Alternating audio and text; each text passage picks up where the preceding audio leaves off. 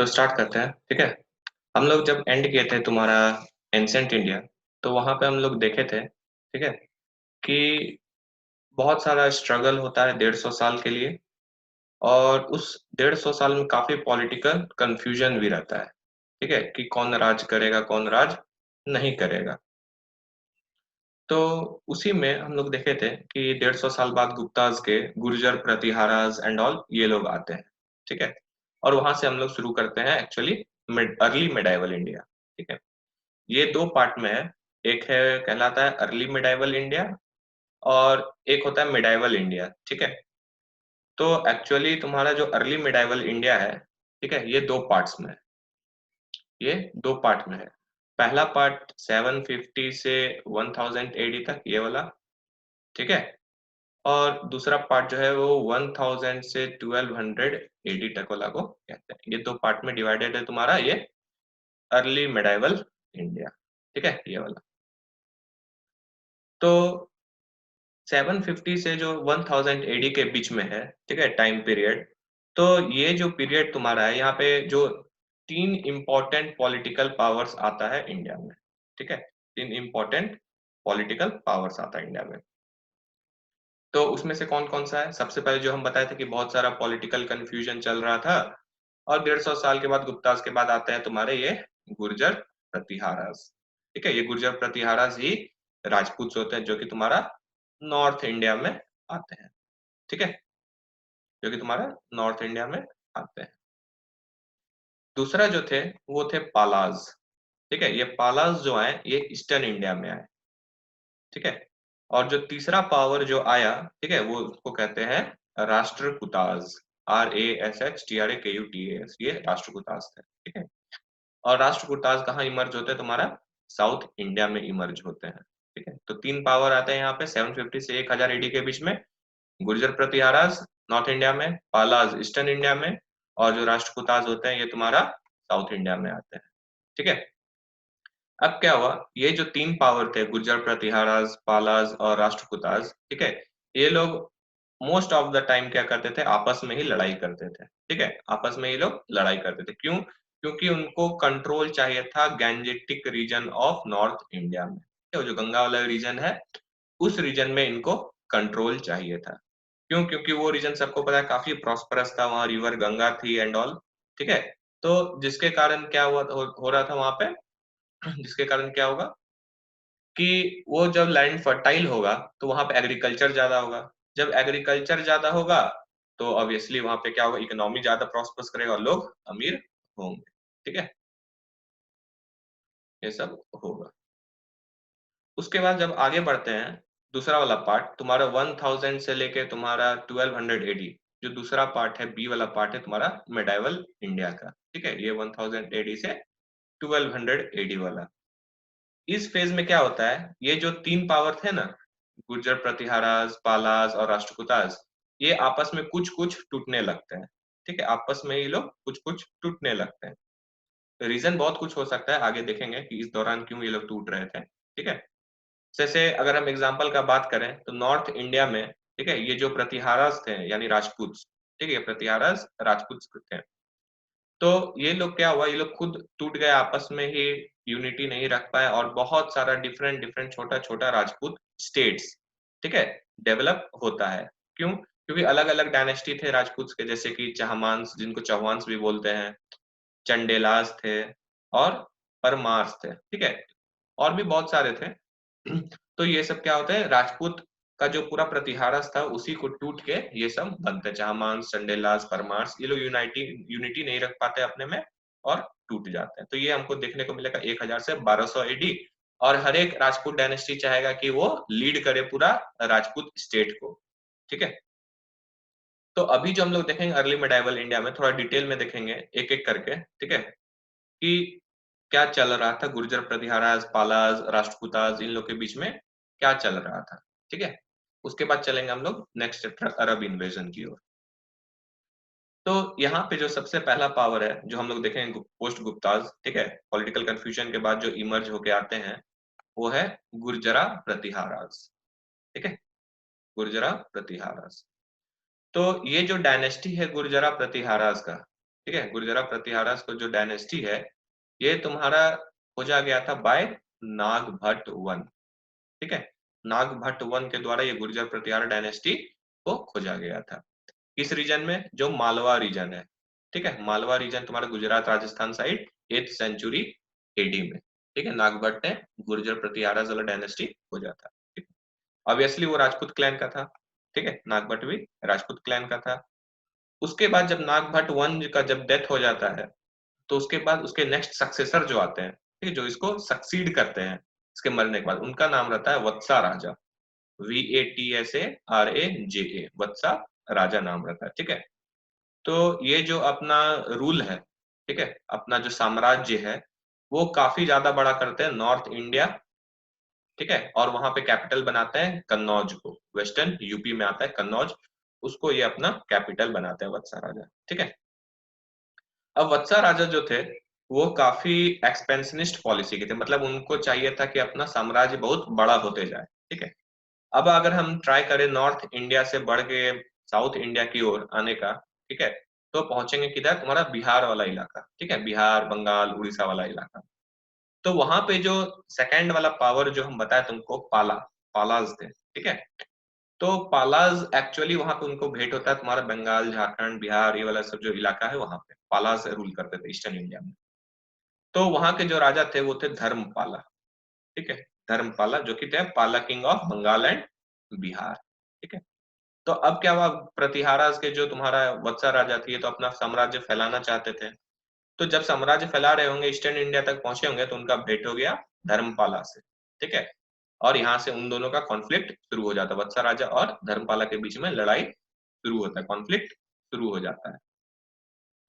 अब क्या होता है, जब दोनों के बीच में लड़ाई चल रहा होता है उसी समय जो साउथ में जो राष्ट्रकूटाज थे, ठीक है, जो तीसरी पावर थी उस समय राष्ट्रकूटाज, ठीक है, उसके एक राजा थे king Dhruva, THRUVA, king Dhruva.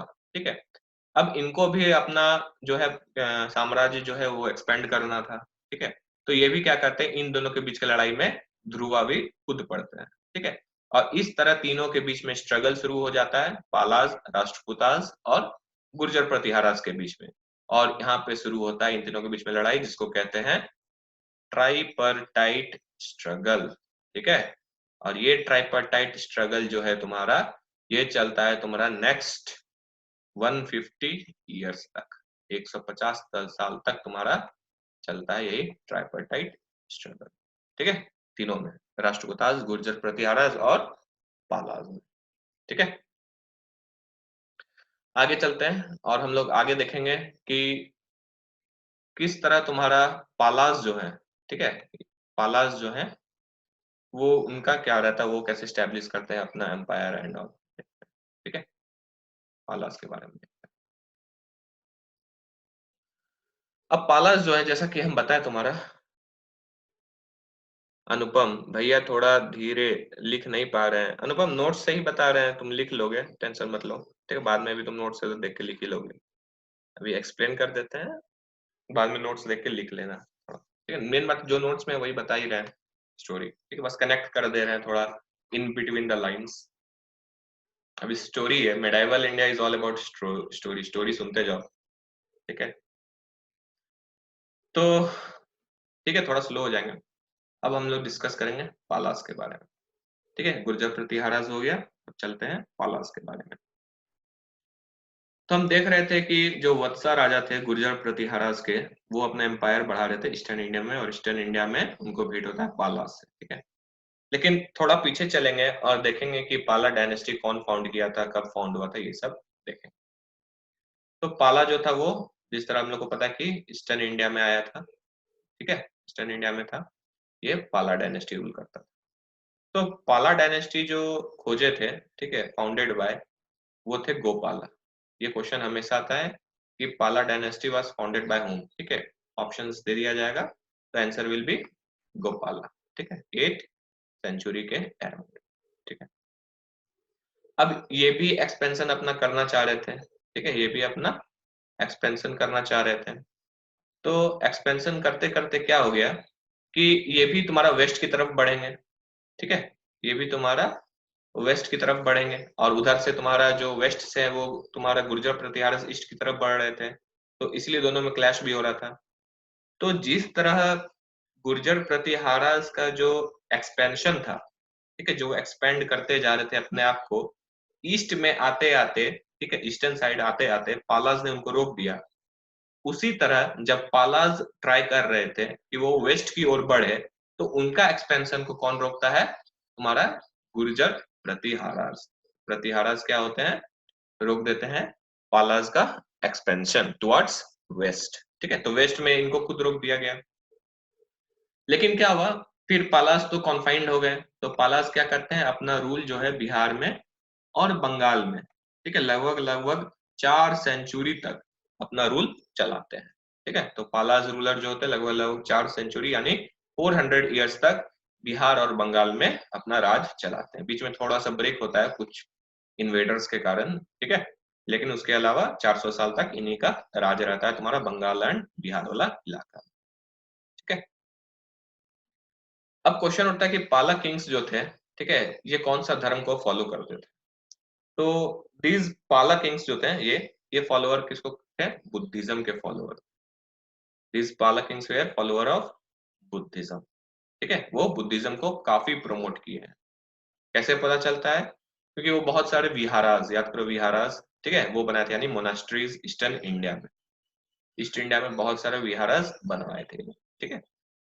एक फेमस रूलर जो गोपाला का है, ठीक है, उसका नाम है धर्मपाल, DHARMPL। धर्मपाला जो है one of the famous king of पाला डायनेस्टी, ठीक है। तो ये धर्मपाला ही थे जिन्होंने विक्रमशिला यूनिवर्सिटी का स्टैब्लिशमेंट किया था, ठीक है। ये विक्रमशिला यूनिवर्सिटी एक विक्रमशिला नाम का छोटा स्टेशन है भागलपुर डिस्ट्रिक्ट में, ठीक है, वहीं पे है ये विक्रमशिला यूनिवर्सिटी, ठीक है। और ये काफी फेमस यूनिवर्सिटी था उस टाइम पे, ठीक है, लोग विदेश से भी यहाँ पे आते थे। एक था नालंदा यूनिवर्सिटी और दूसरा था विक्रमशिला यूनिवर्सिटी, और दोनों बिहार में, ठीक है। तो विक्रमशिला यूनिवर्सिटी भी बुद्धिज्म स्टडी के लिए जाना जाता था, जिस तरह नालंदा यूनिवर्सिटी महायान बुद्धिज्म के लिए जाना जाता था, उसी तरह विक्रमशिला यूनिवर्सिटी भी फेमस था बुद्धिज्म के लिए, ठीक है। तो यहाँ पे क्या हुआ, जितना भी संस्कृत टेक्स्ट लिखा गया था, ठीक है, वो सबको ट्रांसलेट कर दिया गया था, ठीक है, तिब्बतन में एट दिस यूनिवर्सिटी, ठीक है, ताकि तिब्बत बुद्धिज्म जो है, तिब्बतन बुद्धिज्म वाले लोग भी ये सारे संस्कृत टेक्स्ट को पढ़ सके एंड ऑल, ठीक है। तो ये था थोड़ा ब्रीफ में पालास के बारे में, ठीक है। ये हो गया दो पावर, दोनों के बीच में जो हम लोग देख ली कैसे कैसे वो लोग लड़ाई करते हैं, गुर्जर प्रतिहारास और पालास, दोनों एक दूसरे का जो महायान या हीनयान बुद्धिज्म। अतुल सिंह नालंदा यूनिवर्सिटी वाला महायान बुद्धिज्म था, महायानिज्म लिखा हुआ है उसमें, नोट्स में देख लेना, ठीक है। तो अब पालास हो गया ये वाला सिर्फ बुद्धिज्म था, इसमें लिखा नहीं हुआ है हीनयान या महायान। उससे पहले विक्रमशिला यूनिवर्सिटी का पूरा जल गया था सब कुछ, ठीक है, कुछ वैसा हम लोग को मिला नहीं है अभी तक कि हीनयान बुद्धिज्म। नॉर्मली ये लोग महायान बुद्धिज्म वाले ही थे जो ये सब काम कर रहे थे, ठीक है, क्योंकि हीनयान वाले तो ओरिजिनल बुद्धिज्म को फॉलो करते थे ना, और उसके अकॉर्डिंग तुमको पता ही क्या था सब। अब चलते हैं हम लोग थोड़ा साउथ इंडिया में। दो पावर हम लोग नॉर्थ इंडिया के देख लिए, एक ईस्ट में पालास और एक वेस्ट में गुर्जर प्रतिहारास। चलते हैं राष्ट्रकूटास के पास। किसी को कोई डाउट अभी तक, और कुछ पूछ लो, या स्पीड स्लो करना है तो बोल दो, और स्लो करेंगे थोड़ा।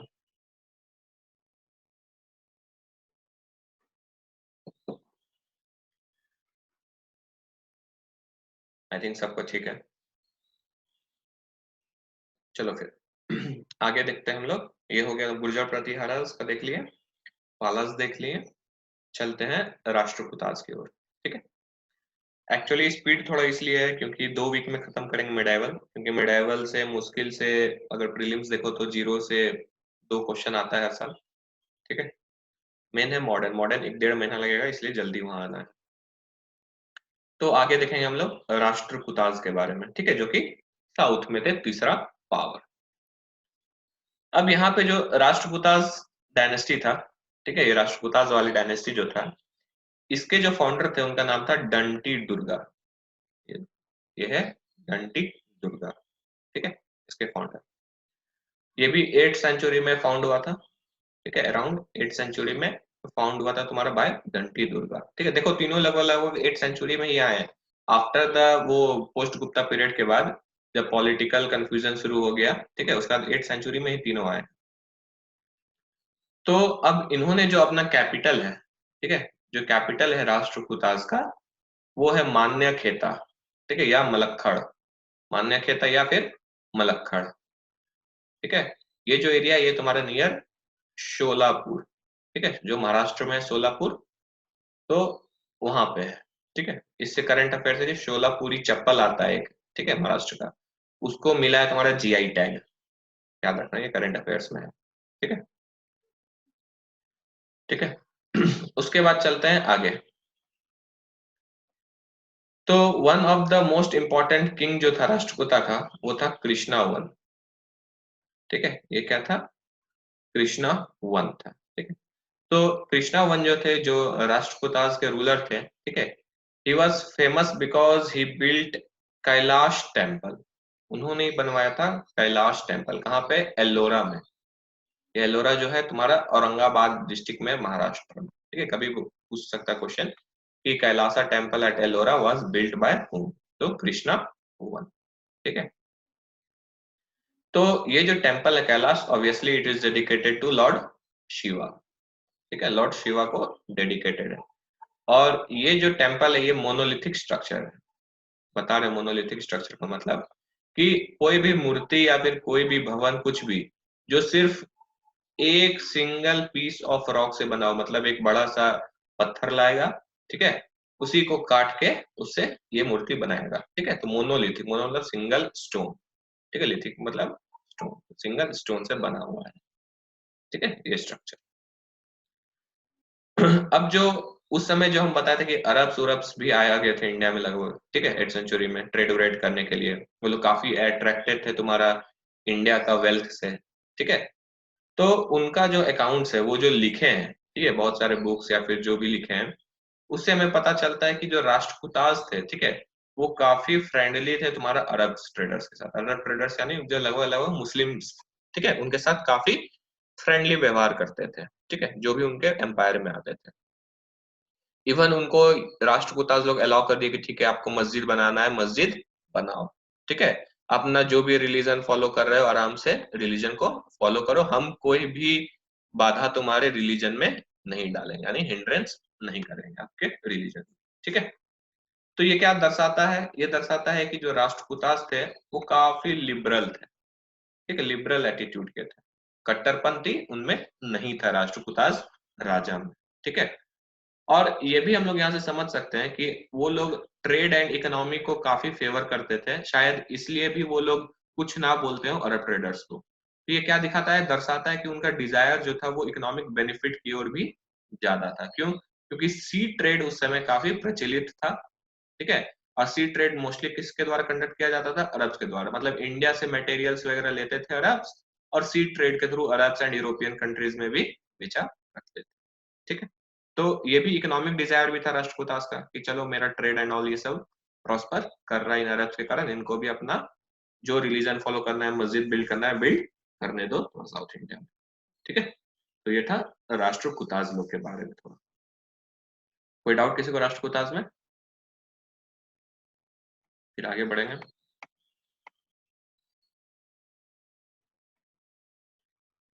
किसी को कुछ पूछना है? पूछ लो।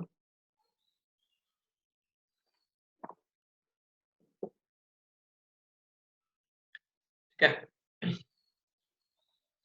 चलो फिर देखते हैं नेक्स्ट पावर।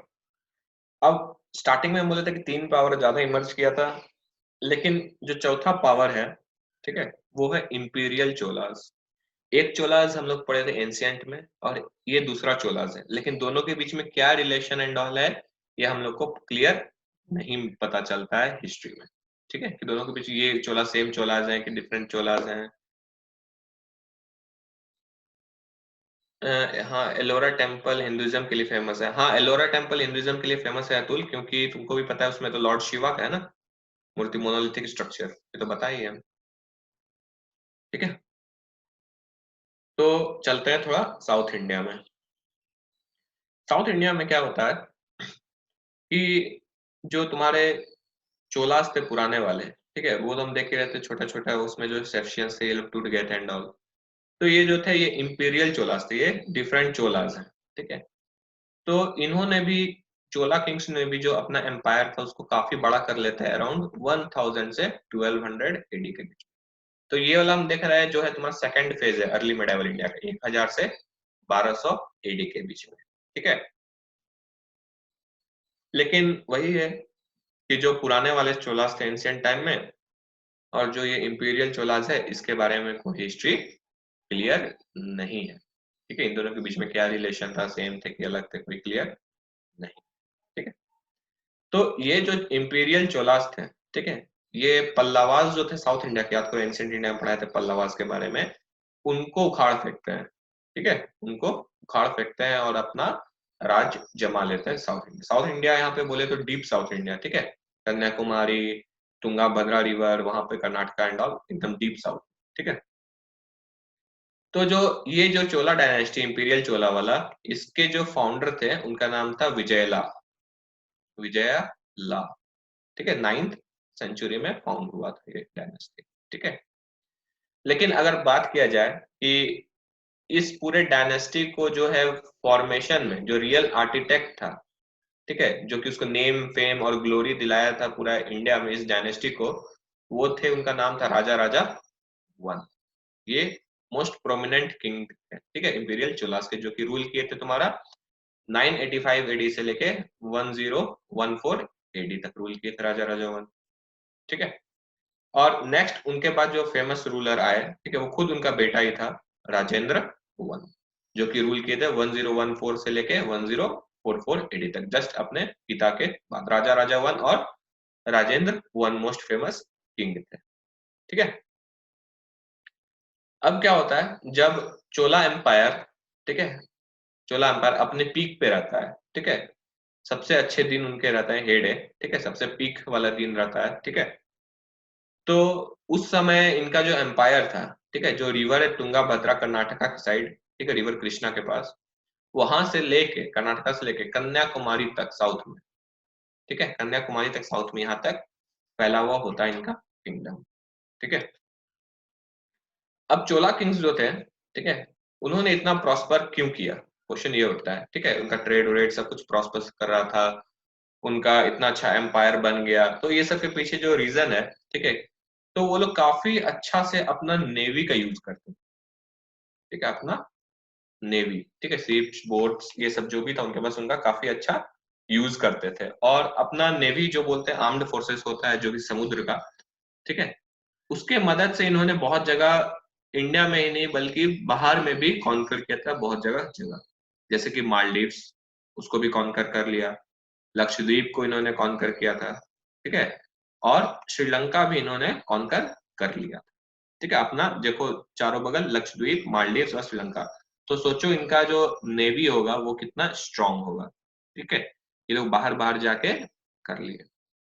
इवन ये लोग का जो फाइट हुआ था मलाया, ठीक है, मलाया यानी मलेशिया वाला इलाका, ठीक है, उसको मलाया पेनिनसुला कहते हैं, मलेशिया वाला जगह, फिर जावा जो इंडोनेशिया वाला जगह है, ठीक है, और सुमात्रा भी इंडोनेशिया का ही पार्ट है। Actually Indonesia is divided into 2 to 3 islands, एक आइलैंड का नाम जावा आइलैंड है, एक का नाम सुमात्रा आइलैंड है, ठीक है, और ये मलेशिया वाला पार्ट है मलाया।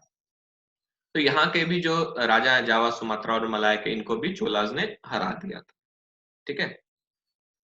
तो हम जैसे कि बताए थे कि जो राजा राजा वन थे ये काफी प्रोमिनेंट किंग थे इनके, ठीक है, इनके टाइम ही बहुत ज्यादा प्रॉस्पर किया था जो तुम्हारा ये किंगडम था, इंपीरियल चोलास वाला किंगडम था, ठीक है। ये कहाँ से पता चलता है, क्योंकि इन्होंने बहुत सारा जो कंस्ट्रक्शन है वो करवाया था, बहुत सारा टेम्पल को इन्होंने बनवाया था, टेम्पल कंस्ट्रक्शन, ठीक है। एक फेमस टेम्पल है राजा राजेश्वरा, ठीक है, इसको बृहदेश्वरा टेम्पल भी कहते हैं, राजा राजेश्वरा या फिर बृहदेश्वरा टेम्पल, जो कि लॉर्ड शिवा को डेडिकेटेड है, शिव भगवान को डेडिकेटेड है। ये कंस्ट्रक्ट करवाए थे कहाँ पे, तंजौर नाम का जगह, ठीक है, तंजौर नाम के जगह पे इसको कंस्ट्रक्ट करवाए थे, ये अराउंड केरला साइड है, ठीक है। उसके अलावा अगर कुछ और काम बात करें देखते हैं, तो इन्होंने क्या किया था, लैंड का भी सर्वे कराया था, ठीक है। लैंड का सर्वे क्यों, ताकि पता चल जाए कितना अनाज होगा कितने लैंड पे, और लैंड रेवेन्यू को डिसाइड कर पाए अपने एम्पायर में, ठीक है, ताकि टैक्स सिस्टम वगैरह सही हो पाए। ठीक, इनसे भी अच्छा काम किया गया था उनके बेटे के द्वारा, राजेंद्र वन के द्वारा। ठीक है, जो राजेंद्र वन थे, ठीक है, क्यों कहा जाता है ही वॉज मोर डैजलिंग, ठीक है, उनसे भी ज्यादा प्रसिद्ध और अच्छे थे, ठीक है, सारे एस्पेक्ट्स में तुम्हारा। जैसे कि इन्होंने जो है अपना जो एम्पायर है, ठीक है, फैलाया नहीं, लेकिन युद्ध के लिए गंगा के तट तक चले जाते हैं, ठीक है, carried his arms up to Ganga, ठीक है, और बंगाल पहुंच जाते हैं। हम बताए थे कि सबको अपना अपना एक्सपेंड करना था, तो सोच लो डीप साउथ से ये लोग कहाँ पहुंच गए, बंगाल पहुंच गए, और बंगाल जाके उतना दूर चल के, ठीक है, ये लोग हरा देते हैं किसको, वहां के पाला के राजा को, महिपाल। तो राजेंद्र वन क्या करते हैं, पाला किंग महिपाल को बंगाल में हरा देते हैं। ठीक है, अब बंगाल पहुंच गए, इसका मतलब गंगा के तट तक पहुंच गए ये लोग। ठीक है, और इसको यादगार बनाने के लिए, इस विक्ट्री को यादगार बनाने के लिए, ठीक है, कमेमोरेट करने के लिए, उन्होंने क्या किया, एक नया कैपिटल सिटी बनवाया। ठीक है, और इस नए कैपिटल सिटी का नाम रखा गंगई कोंडा चोलापुरम। गंगई कोंडा चोलापुरम, ठीक है, गंगई कोंडा चोलापुरम नया कैपिटल बनवाते हैं। ठीक है, और फिर अपने लिए एक टाइटल भी लेते हैं। ठीक है, अपने लिए एक टाइटल भी लेते हैं। तो अपने लिए जो टाइटल लेते हैं वो है गंगई कोंडा। ठीक है, गंगई कोंडा का टाइटल लेते हैं, इसका मतलब होता है कॉन्करर ऑफ गंगा, जैसे कि वो बंगाल तक जाके महिपाल को हरा दिए थे गंगा तट तक, इसलिए he was conqueror of Ganga, और टाइटल लेते हैं गंगई कोंडा का। ठीक है, he was also a great pattern of learning. ठीक है, लिटरेचर एंड ऑल भी काफी अच्छा था, इसलिए उनको बोला जाता है पंडिता चोला भी बोला जाता है। ठीक है, पंडिता चोला बोला जाता है क्यों, क्योंकि उनको लर्निंग काफी पसंद था और पैटर्नेज था। ठीक है, तो ये हो गया तुम्हारा इंपीरियल चोलास। तो हम लोग पढ़ लिए हैं, 4 पावर अभी तक पढ़े हैं तुम्हारा। ठीक है, गुर्जर प्रतिहारास, पालास, राष्ट्रकूटास और इंपीरियल चोलास। आगे चलेंगे और देखेंगे चोला एडमिनिस्ट्रेशन के बारे में। चलने से पहले किसी को कोई डाउट हो तो पूछो, या फिर कुछ फिर से एक्सप्लेन करवाना चाहते हो तो कमेंट कर सकते हो।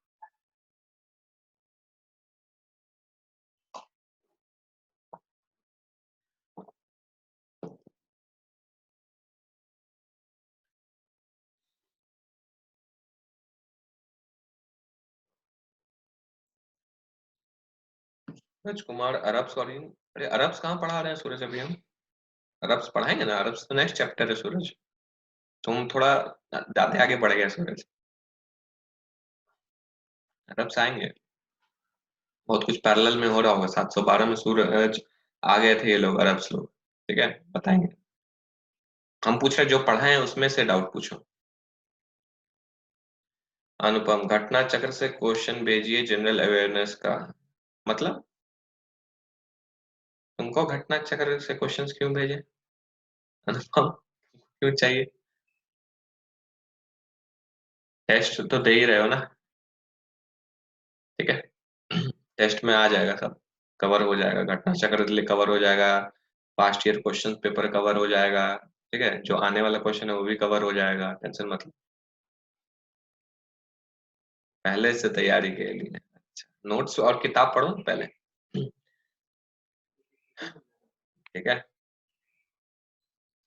चलो, यानी डाउट नहीं है। ठीक है, तो आगे बढ़ते हैं, देखते हैं चोलाज एडमिनिस्ट्रेशन के बारे में। ठीक है,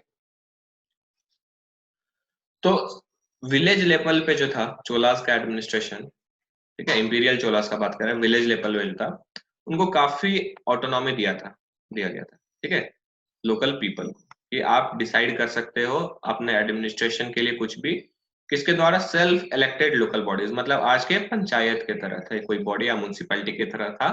और फिर विलेज असेंबलीज होता था। ठीक है, वो लोग असेंबल होते थे और उसके बाद डिसाइड करते थे। ठीक है, तो विलेज में क्या होता था, ब्राह्मण्स थे। ठीक है, तो क्या होता था ना, ब्राह्मण्स लोग अपने आप को काफी एजुकेटेड एंड ऑल ये लोग कहते थे।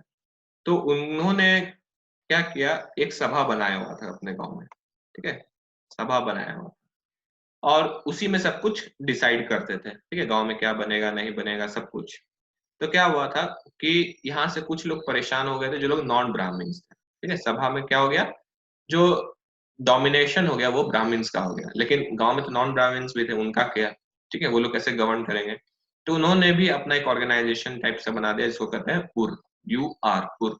तो ये थे नॉन ब्राह्मणिकल सेटलमेंट, उस गांव से हटके एक नया सेटलमेंट जो कि नॉन ब्राह्मण्स रहेगा और उनके द्वारा गवर्न होगा, ठीक है, ये हो गया पुर, द नॉन ब्राह्मणिकल सेटलमेंट, ठीक है।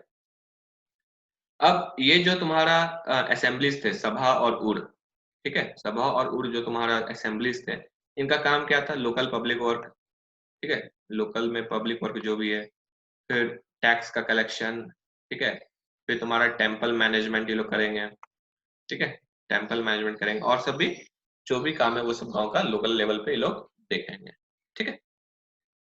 कैसे करेंगे ये सब, with the help of the members elected through a procedure set by the villagers. अब गांव वाले लोग ही क्या करेंगे, एक प्रोसीजर बना देंगे कि हाँ ऐसे ऐसे लोग हम लोग इलेक्ट करेंगे इन बॉडी के लिए, और वही लोग फिर ये सब डिसाइड करेंगे और ये सब काम करवाएंगे, ठीक है। तो ये जो था काफी यूनिक फीचर था चोला एडमिनिस्ट्रेशन का, ये उड़ और सभा से हमेशा क्वेश्चन आता है, ठीक है। तो ये काफी यूनिक फीचर था चोलाज एडमिनिस्ट्रेशन का, ठीक है। क्यों, क्योंकि ये एक बैलेंस दिखाता था, ठीक है, कि सेंट्रल अथॉरिटी और लोकल सेल्फ गवर्नमेंट, बोले तो मोदी जी में और लोकल पंचायत में जो म्यूनसिपैलिटी, इन दोनों के बीच में काफी बैलेंस था। ऐसा नहीं था कि सेंटर के पास ही पूरा पावर है और जो लोकल सेल्फ गवर्नमेंट है बस कुछ नहीं कर पा रही है, ठीक है, ऐसा नहीं था, एक बैलेंस था दोनों के बीच। तो ऐसा कुछ चोलाज का एडमिनिस्ट्रेशन यहाँ पे देखने को मिलता है, ठीक है। अब जो प्री मिडाइवल इंडिया होता है, ठीक है, इससे कुछ कैरेक्टरिस्टिक्स हैं, जैसे कि पॉलिटी, इकोनॉमी, ठीक है, ये सब हम लोग देखेंगे अभी।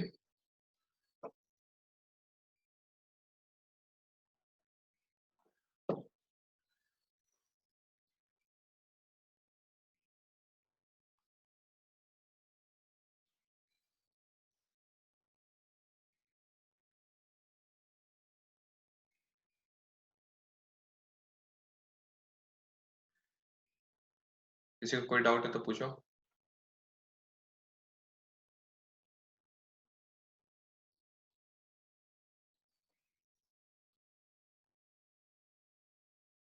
नहीं है, ठीक है, आगे बढ़ते हैं, देखते हैं ये जो प्री मिडाइवल इंडिया था, ठीक है, ये जो प्री मिडाइवल इंडिया था इसका कैरेक्टरिस्टिक्स क्या है, ठीक है, प्री मिडाइवल इंडिया का हम लोग कैरेक्टरिस्टिक्स को देखते हैं थोड़ा। तो यहाँ पे हम लोग पहले देखते हैं कि इनका पॉलिटिकल सिस्टम कैसा था, पॉलिटी क्या था, ठीक है, पॉलिटी को भी हम लोग देखते हैं। तो इनका जो स्ट्रक्चर था, ठीक है, पॉलिटी का जिस तरह का सिस्टम था, एक होता है सेंट्रलाइज्ड, जो ऊपर वाला अथॉरिटी सब कुछ कंट्रोल होता है, एक होता है डिसेंट्रलाइज्ड की थोड़ा थोड़ा कहीं कहीं सब जगह पावर बांटे हुए हैं। तो ये जो सिस्टम था this was decentralised political system, ठीक है, ये डिसेंट्रलाइज्ड पॉलिटिकल सिस्टम था। भले वहां पे अथॉरिटी जो था, टॉप अथॉरिटी वो किंग का था, ठीक है, there was a authority at the top, लेकिन ये जो किंग था इसको क्या होना था, अपना जो, अगर डिसेंट्रलाइज्ड है तो अपना जो पावर है, जो अपना जो रूल है उसको शेयर करना पड़ेगा, share is rule with other small chiefs, जो छोटे छोटे चीफ्स हैं उनके साथ इनको शेयर करना पड़ेगा अपने पावर। जैसे आज सेंटर जो है मोदी साहब, वो अपना पावर शेयर करते हैं स्टेट्स के साथ, हेमंत सोरेन, ममता बनर्जी ये लोग के साथ, उसी तरह यहाँ पे भी शेयर करना होता है, ठीक है। तो ये जो स्मॉल चीफ्स थे, ठीक है, जिनके साथ पावर शेयर करना होता था, ठीक है, यही वो फ्यूडेटरीज थे। फ्यूडेटरीज का मतलब पहले भी बताएं, ठीक है, कि जो इनको याद करो लैंड दे दिया गया था, फिर लैंड देते देते लोग इतने बड़े हुए कि ज्यादातर लैंड वो लोग कंट्रोल करने लगे और एक अपने आप को एज ए राजा समझने लगे थे, ठीक है, और इन्हीं को सामंत बोला जाता है, इन फ्यूडेटरीज को सामंताज बोला जाता है, ठीक है।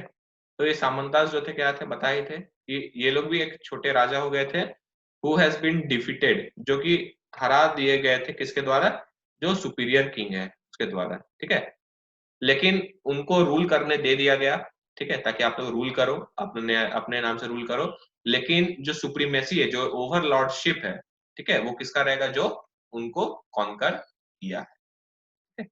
लेकिन कुछ कंडीशंस ये लोग लगा दिए होते थे इनके छोटे राजा के ऊपर कि आपको क्या करना होगा, ट्रिब्यूट पे करना होगा, गिफ्ट दो भाई हमको, ठीक है, या तो कैश लाके दो, पैसा दो, या तो काइंड में दो, या तो सामान कुछ दे दो हमको, ठीक है, और मेरा सुप्रीमेसी को एक्सेप्ट करो और फिर अपना रूल करो, ठीक है, सामंताज। उसके बाद अगर कभी मान लो ये जो बड़ा राजा है जो जीत गया था, जो सामंताज के ऊपर का है, ठीक है, उसको मान लो कोई और एरिया जीतना है नया, ठीक है, तो उसको चाहिए होगा क्या, मिलिट्री, बहुत मिलिट्री चाहिए होगा। तो इन राजास को जो सामंतास थे ये लोग क्या करते थे, मिलिट्री असिस्टेंस भी प्रोवाइड करते थे, कौन जो बड़े वाले राजा है उनको at times of need and war, ठीक है, उस टाइम पे भी पहुंचाते थे। तो ये जितने सारे चीफ्स थे, ठीक है, ये जितने सारे चीफ्स थे सामंतास थे, ठीक है, इनको फ्रीडम था कि आप अपने इलाका, अपने रीजन का जो एडमिनिस्ट्रेशन है अपने मन मुताबिक चलाओ, ठीक है, freedom of administration over the region, उनको अपने इलाका में था कि आप एडमिनिस्ट्रेशन जैसे चलाना चाहते हो चलाओ, ठीक है। तो इस तरह क्या हो, तो लोग भी थोड़े थोड़े पावरफुल हो गए। दूसरा प्रैक्टिस हम लोग को ऑलरेडी अवेयर है, ठीक है, एक और प्रैक्टिस पॉलिटिकल सिस्टम का, कि अभी क्या हो गया था कि जो ब्राह्मण्स एंड ऑफिशियल्स थे उनको पे कैसे किया जाता था, लैंड ग्रांट्स के थ्रू। ये लैंड ग्रांट्स मिलते थे किसको, ब्राह्मण्स को भी मिलते थे, प्लस जो तुम्हारा ऑफिशियल्स थे, अदर ऑफिशियल्स, ठीक है, उनको भी ये लैंड ग्रांट्स, ठीक है। लेकिन अगर क्वेश्चन आए कि ये जो प्रैक्टिस है ब्राह्मण्स और अदर ऑफिशियल्स लैंड ग्रांट का सबसे पहली बार कब शुरू हुआ था, तो this system was initiated by Satavahana kings, कि ये किंग्स जो थे first and second century AD में थे, ठीक है, सेकेंड एंड सेंचुरी एडी में, जो पहला गुप्ता पीरियड है ना उस टाइम से, ठीक है। गुप्ता पीरियड आते आते क्या हो गया था, ये जो प्रैक्टिस था लैंड ग्रांट का ये नॉर्मल हो गया था, ठीक है, ये क्या हो गया था, एक नॉर्मल प्रैक्टिस हो गया था लैंड में पेमेंट करना, ठीक है। अब इस समय, पहले हमको याद है कि जो लैंड ग्रांट्स होता था बहुत पहले वो केवल रिलीजियस को होता था जब सतवाहनास थे, लेकिन अब रिलीजियस पर्सन को भी होता है, रिलीजियस इंस्टीट्यूशन को भी होता था, और स्टेट में जो ऑफिशियल्स हैं उनको भी मिलता था, इन तीनों को, ठीक है। तो ये था थोड़ा political system pre medieval India में, ठीक है। तो ये जो पूरा पार्ट है पॉलिटिकल सिस्टम का, ये दिमाग में रखना अभी तक क्या है, ठीक है, दिमाग में क्या रखना है कि कहाँ से पॉलिटिकल सिस्टम शुरू हुआ, अभी तक कहाँ पे पहुंचा है, और देखेंगे जो मॉडर्न इंडिया में पॉलिटिकल सिस्टम कहाँ तक पहुंच गया, ठीक है। कोई डाउट यहाँ तक, नहीं तो फिर चलेंगे इकोनॉमी में।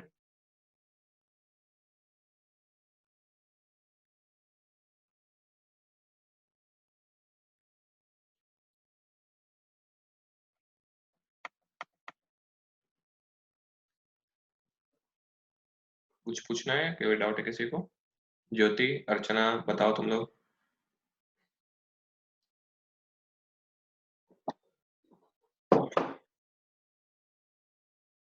आई थिंक ये डाउट नहीं होना चाहिए आप लोग को, ठीक है, लेकिन हो सके क्वेश्चन पेपर देख लेना कैसा आता है, आता इसी से है, ठीक है, जो कंसेप्ट है वो समझना है, रटना नहीं है, रटने से नहीं होगा क्वेश्चन सॉल्व, ठीक है। कंसेप्ट इसी तरह इकोनॉमी में देखो, हो सके हम क्वेश्चंस में अभी जो बता रही इकोनॉमी को पहला स्टेटमेंट यहाँ से दें, फिर जब हम मुगल्स पढ़ाएं एक स्टेटमेंट वहां से दें, और एक स्टेटमेंट हम तुम्हारा दिल्ली सल्तनत से दें, तो तुमको तीनों का पॉलिटी के बीच में डिफरेंस याद रखना होगा, तभी क्वेश्चंस बनेगा, ठीक है, कि तीनों में कंसेप्ट कैसे इवॉल्व हुआ, ठीक है। अभी स्टार्टिंग है, टेंशन मत लो, हाँ, जब क्लासेस मेरा खत्म हो जाए 6-7 महीना बाद, तब भी अगर ये स्कोर रहा जो कल का रहा, तब फिर दिक्कत है, ठीक है। स्कोर को बढ़ाना है, सेम नहीं रखना, अभी तक 3 हुआ है, 3 में 2 में तो 50% नहीं हुआ, तीसरा में तो 25% हाईएस्ट गया था बस अनुपम का, ठीक है। तो 50% लाने का कोशिश करो सब लोग, ठीक है। तो आगे बढ़ते हैं इकोनॉमी में, इकोनॉमी देखते हैं हम लोग, ठीक है।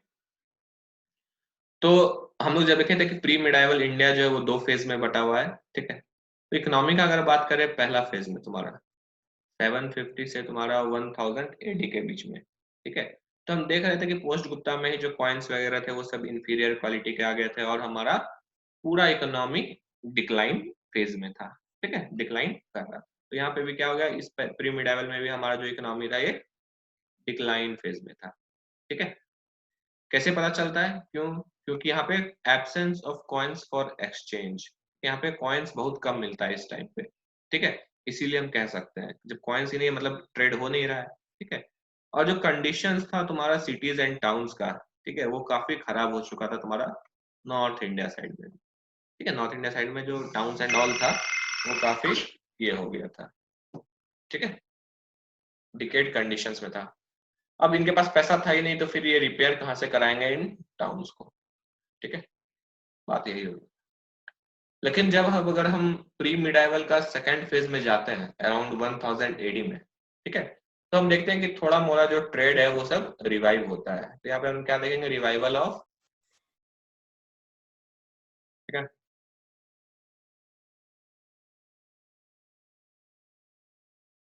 एक मिनट।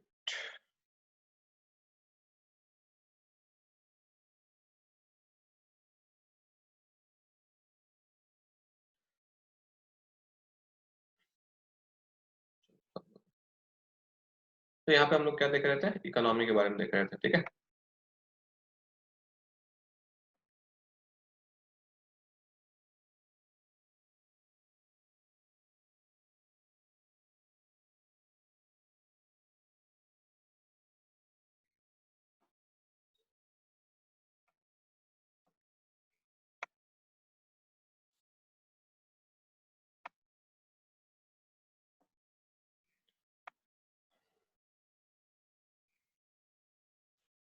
तो जो तुम्हारा सेकंड फेज था इकोनॉमी का, ठीक है, इन अराउंड 1000 एडी के टाइम पे, ठीक है, इन अराउंड 1000 एडी के टाइम पे, तो यहाँ पे हम लोग क्या देखेंगे, यहाँ पे ट्रेड एक्टिविटीज जो है ये फिर से रिवाइव करता है। ठीक है, जो तुम्हारा ट्रेड एक्टिविटीज एंड ऑल ये सब वापस से रिवाइव करना शुरू होता है। तो यहाँ पे क्या होता है, यहाँ पे जो गोल्ड कॉइन्स जो हम लोग देखते थे गुप्ताज एंड कुशानास के पीरियड पे, ठीक है, याद करो गुप्ताज एंड कुशानास के पीरियड पे जो हम लोग गोल्ड कॉइन्स देखते थे, तो यहाँ पे भी कुछ नए प्रकार के गोल्ड कॉइन्स हम लोग को देखने को मिलते हैं। ठीक है, कुछ नए गोल्ड कॉइन्स यहाँ पे भी, we come across new gold coins, यहाँ पे नए गोल्ड कॉइन्स हमें देखने को मिल रहे हैं। ठीक है, और बहुत जगह से चार्टर से ऑर्डर से हमें क्या देखने को मिलता है, यहाँ पे numerous references to trade and towns. ठीक है, नए टाउन्स डेवलप हो रहे हैं और ट्रेड शुरू हो चुका है। ठीक है, और यहाँ पे जो एग्रीकल्चर एक्टिविटीज है, ठीक है, वो भी काफी बढ़ गया था। क्यों, तुमको बता ही रहे थे, एग्रीकल्चर एक्टिविटीज और सरप्लस जो है एग्रीकल्चर का, ये बढ़ने का मेन कारण था लैंड ग्रांट्स। ठीक है, और इस समय क्या हो रहा था, नए लैंड ग्रांट्स भी दिए जा रहे थे फ्रेश एरियाज, नए इलाके में भी ये लैंड ग्रांट्स दिए जा रहे थे। ठीक है, अब जिसके कारण क्या हुआ, सरप्लस प्रोडक्शन शुरू हो गया, नए लैंड ग्रांट्स मिले तो सरप्लस प्रोडक्शन शुरू हो गया। ठीक है, और सरप्लस प्रोडक्शन हो गया तो काफी ज्यादा ट्रेड एंड एक्सचेंज होगा।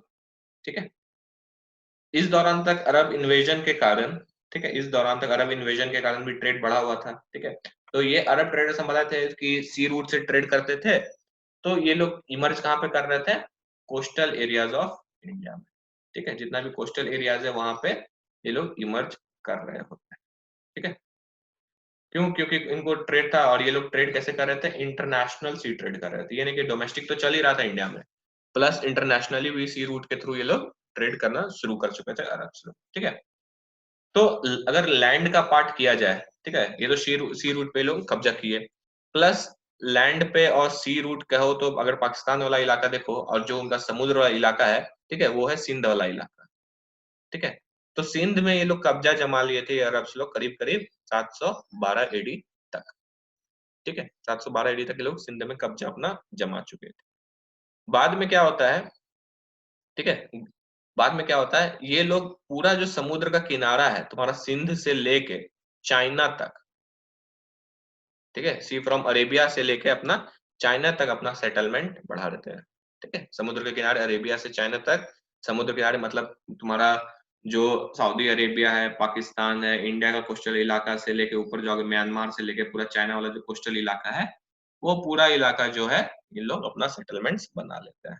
ठीक है, अब ये जो सेटलमेंट्स था अरब का, ये सब क्या था, एक चैनल के तरह काम करता था। ठीक है, सेल करने के लिए, खरीद बिक्री के लिए, जो भी इंडियन गुड्स है इंडिया बीच में, या तो चाइना भेजना हो या फिर हमारा अरब भेजना हो। ठीक है, ये सब चीज के लिए मदद होता था। और इस तरह क्या हुआ, जो तुम्हारा इंडिया का जो एक्सटर्नल ट्रेड था चाइना से, अरेबिया से, यूरोप से, ये सबसे बढ़ने लगा था। ठीक है, वहीं हम लोग देखे तो साउथ इंडिया में जो चोला किंग्स थे, ठीक है, वो लोग भी कॉमर्शियल और ट्रेड कॉन्टेक्ट बनाए हुए थे साउथ ईस्ट एशियन कंट्रीज। हम बताए थे कि वो लोग गए थे और हराए भी थे मलाया, इंडोनेशिया, जावा, सुमात्रा को। तो ये लोग वहां से ट्रेड भी करते थे, Malaya, Indonesia and also with China. ये इंपॉर्टेंट क्वेश्चन है कि Cholas were also trading with China और नॉट, ये स्टेटमेंट में आ सकता है। तो ये जो है तुम्हारा चाइना वाला क्वेश्चन, ये इंपॉर्टेंट अभी के टाइम में बन जाता है, क्योंकि चाइना के साथ हम लोग को अभी ट्रेड डेफिसिट है और चाइना के साथ प्रॉब्लम्स भी हम लोग को पता है।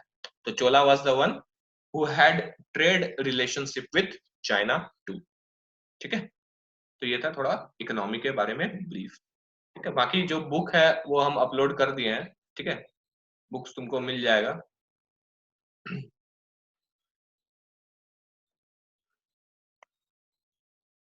तो बुक्स जो तुमको डाउनलोड करना है, अगर किसी को डाउट है तो पूछो, तब तक हम बुक्स बता देते हैं। ठीक है, तो बुक्स के लिए तुम लोग जो है, ठीक है, वो जाना, लाइब्रेरी में जाना। ठीक है, लाइब्रेरी में जाने के बाद तुम लोग को मिलेगा यहाँ पे मिडाइवल हिस्ट्री बुक्स, दिख रहा है, ये वाला book, history of medieval India by Satish Chandra. ठीक है, डाउनलोड मारना। तो डाउनलोड मारने के बाद जो है पीरियड का स्टोर खुलेगा इस तरह का। ठीक है, और यहाँ पे गेट इट फॉर फ्री। और अगर डाउनलोड यहाँ से नहीं होता तो ईमेल में एक मेल आएगा, वहां पे डाउनलोड का ऑप्शन रहेगा, वहां से फाइल डाउनलोड कर सकते हैं। ठीक है, चलते हैं वापस हम लोग। कोई डाउट किसी को?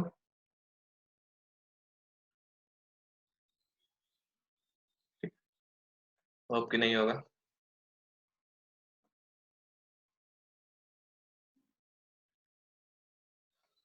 थोड़ा स्पीड में चलेंगे हम लोग, मिडाइवल एंड ऑल। ठीक है, बहुत सिलेबस से कह के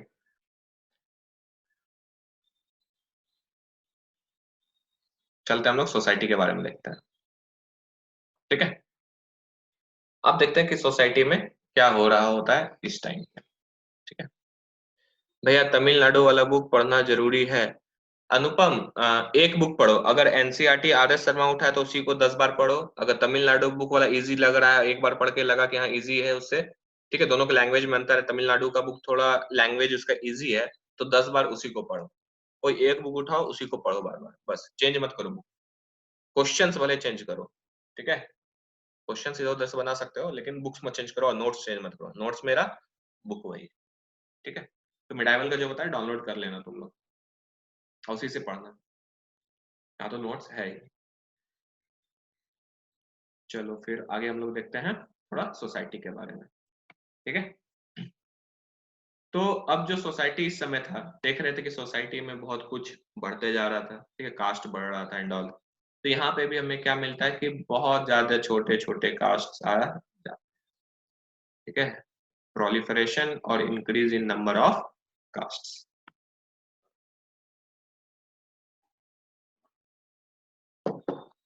लेकिन क्वेश्चन उठता है कि ये कास्ट बढ़े क्यों थे यहाँ पे। सबसे पहला बात था कि हम लोग देखे थे, ठीक है, बहुत सारा इन्वेजन्स हो रहा था तुम्हारा सेंट्रल एशिया एंड ऑल से, और इंटरनल ट्राइब्स भी थे। और इन सब ट्राइब्स और फॉरेन के जो लोग आए थे, इन सब का एसिमिलेशन हो रहा था, जुड़ रहे थे ये लोग किससे, तुम्हारा ब्राह्मणिकल कल्चर एंड सोसाइटी से। ये ब्राह्मणिकल सोसाइटी से ये लोग जुड़ रहे थे। और जैसे जैसे ये लोग जुड़ रहे थे, कुछ जॉब भी ज्वाइन करते थे और लैंड ग्रांट्स भी इनको मिलता था। ठीक है, और इन लैंड ग्रांट से ये लोग क्या करते थे, बहुत सारे एरिया को ये लोग कल्टीवेशन में ले आते थे। ठीक है, तो अब इसके कारण क्या हुआ, जो लोकल ट्राइब्स था, ठीक है, लोकल ट्राइब्स था, तो वो लोग का जो पहले का काम था हंटिंग का, ठीक है, मेन प्रोफेशन, वो लोग छोड़ देते हैं। और लैंड ग्रांट्स के कारण उन लोग क्या होते हैं, वो लोग एग्रीकल्चर में आ जाते हैं। ये ट्राइब्स, लोकल ट्राइब्स क्या करते हैं, और हंटिंग छोड़ के एग्रीकल्चर को अपना लेते हैं। ठीक है, अब यही ट्राइब्स को हम लोग बोलते हैं ट्रांसफॉर्म हो जाते हैं पीजेंट्स में। ठीक है, मान लो एक ब्राह्मण्स है, उनको लैंड ग्रांट मिला, मान लो एक ब्राह्मण है, उनको लैंड ग्रांट मिला। अब इस लैंड पे क्या हुआ कि जो पीजेंट्स, जो ट्राइब्स थे, एक्चुअली पीजेंट्स जो ट्राइब्स थे, ठीक है, वो लोग क्या कर रहे होंगे, वो लोग तो हंटिंग कर रहे होंगे, लेकिन उनको लगा कि चलो एक ही जगह पे आके सेटल अब हो गए, अब कहाँ हंटिंग करते हुए एनिमल को ढूंढेंगे, दूर जाएंगे। तो चलते हैं इस लैंड जो ग्रांट है इनके ऊपर खेती करते, तो ये लोग साफ करके यहाँ पे उगाते थे। लेकिन लैंड तो ब्राह्मण्स का है, तो हम बताते हैं पीजेंट्स आर दोज, वो लोग हैं जो फार्मिंग करते हैं लेकिन दूसरे के लैंड पे करते हैं, ठीक है, जिनका अपना लैंड नहीं हो, तो ये लोग कन्वर्ट हो गए ट्राइब्स, पीजेंट्स में कन्वर्ट हो जाते हैं। ठीक है, और इस तरह एसिमुलेट हो जाते हैं सोसाइटी में। और ये जो पीजेंट्स हैं जिनके पास अपना लैंड नहीं, दूसरे खेत में काम कर रहे हैं, इनको अब इन्हीं को बोला जाता है शूद्राज। देखो किसका ट्रांसफॉर्म, पहले शूद्राज था कर्म के बेसिस पे, अब क्या हुआ शूद्राज, अब इनका बेटा शूद्राज अब तो हेरिडिटरी हो गया इसी तरह। ठीक है, अब इसका बेटा भी आएगा तो इसी ब्राह्मण के लैंड पे काम करेगा। ठीक है, और वहीं पे जो ये ट्राइब का मान लो कोई हेड होगा, इस ट्राइब का कोई हेड होगा। ठीक है, और कुछ फॉरेनर्स भी आए थे। ठीक है, तो उन लोग के लिए भी एक नया क्लास बन जाता है और इसी क्लास को बोलते हैं राजपूत। ठीक है, जैसे कि चौहान, परमार्स, प्रतिहाराज, चंडेलाज। ठीक है, क्षत्रिय जो था varna system, that was on basis of karma, caste नहीं था वो। Kshatriya, Kshatriya is not a caste. ठीक है, राजपूत इज ए कास्ट। ठीक है, क्षत्रिय इज ए वर्ण, तो राजपूत यहाँ पे कास्ट एज इमर्ज होता है। तो यहाँ पे लेकिन बहुत सारा कुछ कॉन्फ्लिक्ट है, जैसे कि कुछ हिस्टोरियंस बिलीव करते हैं, ठीक है, कि जो राजपूत हैं जो एसिमुलेट हो गए ब्राह्मणिकल सोसाइटी में, ये लोग वो लोग थे जो बाहर से आए थे, जो सेंट्रल एशिया से फॉरेन इन्वेडर्स किए थे ना, जैसे कि शाकाज, कुशानाज, हुनाज, ये लोग में से थे। ठीक है, जो कि इंडिया में सेटल हो गए थे और ब्राह्मणिकल सोसाइटी में एसिमुलेट हो गए थे, ये लोग राजपूत थे। ठीक है, जो लोग नॉर्थ वेस्ट में थे। ठीक है, लेकिन और यही लोग क्या हुए सेटल हो जाते हैं नॉर्थ वेस्ट में, रीजन ऑफ राजस्थान में ये लोग सेटल हो जाते हैं, क्योंकि नॉर्थ वेस्ट से आए थे, तो वेस्ट नॉर्थ वेस्ट में इस रीजन ऑफ राजस्थान में लोग सेटल कर जाते हैं और इंडियन सोसाइटी के साथ ये लोग मिल जाते हैं, इन्हीं को राजपूत कहते हैं। ठीक है, और यही लोग बाद में इमर्ज हो जाते हैं एज ए वॉरियर क्लास। इसीलिए बहुत लोग कंफ्यूज होते हैं या बोलते भी है कि ये लोग क्षत्रिय। ठीक है, ये लोग यहाँ से भी हो सकते हैं इमर्ज किए हो as a Kshatriya warrior class. देखो दूसरा वाला जो हिस्टोरियन ग्रुप है, दूसरा वाला जो हिस्टोरियंस का ग्रुप है, ये क्या बिलीव करते हैं कि जो राजपूत है ये लोग क्या है, क्षत्रिय वर्ण के ही पार्ट है। ठीक है, देखो वो लोग ऑलरेडी वॉरियर थे, तो वही वॉरियर, ये एक वॉरियर क्लास है। ठीक है, वो क्या बिलीव करे, क्षत्रिय वर्ण वाले ही तुम्हारे इसमें है। ठीक है, जो ब्राह्मणिकल सिस्टम का जो क्षत्रिय वर्ण था वही लोग राजपूत से। ठीक है, आज के दिन में बहुत सारे जो हिस्टोरियन स्कॉलर्स हैं, ठीक है, जो पीएचडी एंड ऑल करते हैं हिस्ट्री में, वो लोग बोलते हैं कि हो सकता है दोनों में से कोई सही हो, लेकिन हम एक कनेक्शन देखते हैं। ठीक है, कि जिस तरह राजपूत क्लास इमर्ज किया, जिस तरह से राजपूत क्लास जो है वो इमर्ज किया, आगे बढ़ा, ठीक है, वैसे वैसे राजस्थान एंड ऑल में भी एग्रीकल्चरल एक्टिविटीज बढ़ा। इसका मतलब इनको लैंड ग्रांट्स इनको भी मिल रहा होगा, क्षत्रिय को भी क्लीन हो रहा होगा, और इस तरह एग्रीकल्चरल एक्टिविटीज बढ़ा। मतलब एग्रीकल्चर प्रॉस्परस होने का कारण, एक कारण इन राजपूत का settlement in area of Rajasthan भी है। ठीक है, अब क्या हो रहा था, यहाँ पे जो स्प्रेड हो रहा था लैंड ग्रांट्स, ठीक है, इस तरह क्या हो रहा था, नंबर ऑफ एग्रीकल्चरल सेटलमेंट्स भी बढ़ रहा था। ठीक है, वो अब लैंड ग्रांट दे रहा है, एक आदमी के पास बहुत सारा लैंड आ रहा है। ठीक है, और एग्रीकल्चर सेटलमेंट्स भी बढ़ रहा है। ठीक है, अब उससे क्या हुआ, जब लैंड ग्रांट ज्यादा बढ़ गया तो जितने लोकल चीफ्स थे, ठीक है, लोकल चीफ्स थे, उन्होंने, उनके पास क्या हो गया, काफी ज्यादा पैसा, फाइनेंशियल पावर और पॉलिटिकल पावर आने लगा। ठीक है, मान लो कोई एक राजपूत है, उसके अंदर बहुत सारा लैंड आने लगा, उस पर काम करा रहा है और उसके कारण क्या होगा, एग्रीकल्चरल सरप्लस होगा, उसके पास पैसा बहुत ज्यादा होगा, फाइनेंशियल प्लस पॉलिटिकल पावर भी लैंड से उनका बढ़ेगा। और जब उनका फाइनेंशियल पावर और पॉलिटिकल पावर जो उसके ऊपर वाला राजा से ज्यादा हो जाएगा, तो वो क्या करेगा, अपना एक इंडिपेंडेंट किंगडम बनाने का खोजेगा और एक इंडिपेंडेंट अथॉरिटी को स्टैब्लिश राजा करेगा। ठीक है, तो हो सकता है जो राजपूत इमर्ज हुए उनको ग्रांट्स मिला, ग्रांट्स मिलने के बाद उनका फाइनेंशियल पावर और पॉलिटिकल पावर बढ़ा, उसके बाद वो अपने आप को, वो जो उसके ऊपर वाले राजा थे, उनसे इंडिपेंडेंट घोषित कर देते हैं। ठीक है, इस तरह इमर्ज होते हैं राजपूत और। तो इस दौरान हम लोग देख लिए क्या क्या होता है सोसाइटी में। आगे बढ़ेंगे, हम लोग देखेंगे लिटरेचर। ठीक है, आगे बढ़ेंगे, हम लोग देखेंगे लिटरेचर। उससे पहले कोई डाउट हो तो पूछो, तब फिर हम लिटरेचर देखते हैं। लिटरेचर के बाद ब्रेक लेंगे, उसके बाद नेक्स्ट चैप्टर शुरू करेंगे हम लोग, अरब इन्वेजन।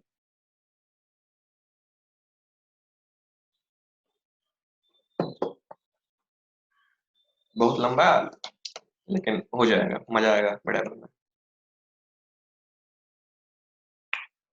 किसी को कोई डाउट या कुछ पूछना है, बोलना है तो बोलो। एक दिन में इतना कैसे लिखेंगे? हाथ से अतुल, हाथ है ना। हम भी तो लिखे भाई, एक दिन में हम ही टाइप किए हैं, हम भी तो लिखते हैं, इससे ज्यादा लिखते हैं एक दिन में। बहुत मजा आएगा। बोल रहे हैं ना। अतुल बोलता है एक चैप्टर ही रहने दीजिए ना। अरे कंप्लीट नहीं हो पाएगा अतुल, ये तब तो 2 साल भी पढ़ेंगे हिस्ट्री कंप्लीट नहीं होगा। समझा अतुल? थोड़ा सा पढ़ाएंगे रब, इंट्रोडक्शन दे देंगे, रब इन्वेजन एंड ऑल का। ठीक है, 6 बजे तक तो क्लास करना ही है ना, अभी तो 1 ही घंटा हुआ है।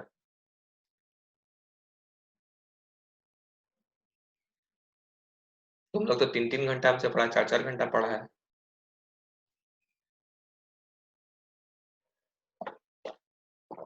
कोई नहीं, पेशेंस लाओ अपने में तुम लोग। चलो आगे बढ़ते हैं, लिटरेचर। ऑफलाइन मोड में ज्यादा मजा आता है। अच्छा, कोई बात नहीं, लॉकडाउन के बाद अतुल, अभी ऑनलाइन में ही लो। अब लिटरेचर का हम लोग बात करेंगे, ठीक है।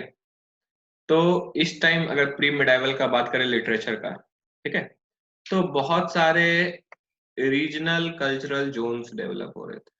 रीजनल कल्चरल जोन्स बोले तो ये बंगाल का है, ये बंगाली बोलेगा, बंगाली लिखेगा। ये उड़ीसा का है, ये उड़िया बोलेगा, उड़िया लिखेगा। तो इस तरह का नॉर्थ में डेवलप हुआ, बंगाल और उड़ीसा में। उसी तरह रीजनल किंगडम था गुजरात में, महाराष्ट्र, सेंट्रल इंडिया में, आंध्रा, कर्नाटका, तमिलनाडु साउथ में इमर्ज होता है। ठीक है, ये सब कह सकते हैं एक रीजनल कल्चरल जोन्स था। ठीक है, और इसी तरह से बंगाल में हुआ तो बंगाली, असम में हुआ तो असमीज, उड़ीसा में हुआ तो उड़िया बोला, महाराष्ट्र में हुआ तो मराठी बोला बोला। तो इस तरह का जो स्पोकन है लैंग्वेज, वो नॉर्दर्न इंडिया में देखने को मिला, सेंट्रल इंडिया में देखने को मिला, और ईस्टर्न इंडिया में भी देखने को मिलता है। ठीक है, अब क्या हुआ, इस तरह जो लिटरेचर था, जो बुक्स लिखा जा रहा था, ठीक है, तो अब बुक्स जो पहले संस्कृत लैंग्वेज में लिखा जा रहा था, ठीक है, अब क्या हो रहा था, इन रीजनल भाषा में भी लिखा जा रहा था। बंगाली में, असमीज में, उड़िया में, मराठी में, ये सब में भी लिखा जा रहा था। ठीक है, और इस तरह जो मोनोपोली था हमारा, ठीक है, संस्कृत लैंग्वेज का, उसको ओवरटेक कर लेता है तुम्हारा ये रीजनल लैंग्वेजेस। ठीक है, रीजनल लैंग्वेजेस ओवरटेक कर लेता है तुम्हारा। तो इस दौरान जो फेमस, अगर हम लोग बात करें कि लिटरेचर में कोई कोई जो काम हुआ था, ठीक है, जो बुक्स वगैरह से क्वेश्चंस आता है कि कौन सा बुक कौन रिटन बाय होम, ठीक है, वो देख लेते हैं।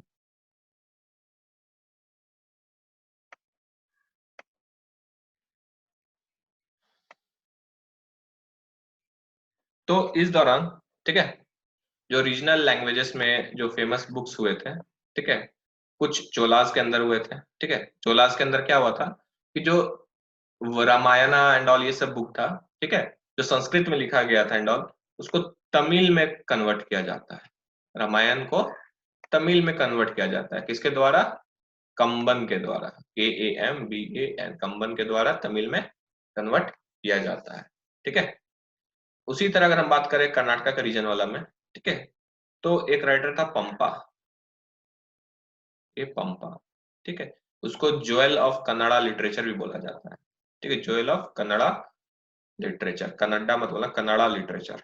ठीक है, इन्होंने भी कंपोज किया एक बुक जिसको बोलते हैं विक्रम अर्जुना विजया, विक्रम अर्जुना विजय।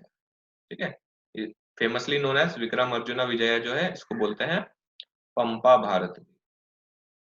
ठीक है, ये पंपा भारत, ये कन्नड़ा में था। ठीक है, कर्नाटका का जो है लैंग्वेज कन्नड़ा कल्चर। उसी तरह अगर हम बात करें आंध्रा रीजन का, ठीक है, तो जो मोस्ट फेमस है वो उसका नाम है ननिया, NANNIH, ननिया। ठीक है, ये जो थे, इन्होंने महाभारत को तेलुगु में कन्वर्ट किया था। ननिया ने महाभारत को तेलुगु में, कंबन ने क्या कहता है, रामायण को तमिल में, और महाभारत को तेलुगु में किसने? ननिया में। ठीक है, ननिया ने। लेकिन ननिया ने इस महाभारत का जो कन्वर्जन है तेलुगु में कंप्लीट नहीं कर पाते, उससे पहले वो चले जाते हैं। तो लेटर जो है, इनका जो पूरा कन्वर्जन है तुम्हारा तेलुगु लैंग्वेज में महाभारत का, that was completed by poet थे तिक्कन्ना। ठीक है, 13th सेंचुरी में ये कंप्लीट करते हैं।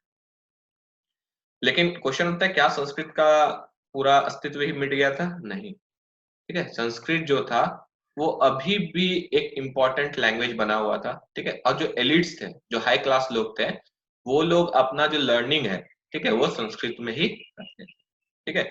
इसलिए जो हाई क्लास के जो इम्पोर्टेंट वर्क्स जितने भी होते थे वो सब किस में होता था, संस्कृत में होता था, ठीक है।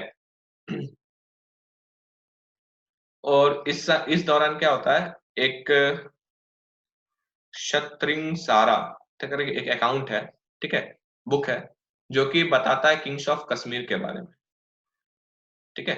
ये बुक है किंग्स ऑफ कश्मीर के बारे में, जो कि लिखा गया है by the writer Kalhana, KALHAN, Kalhana, ठीक है।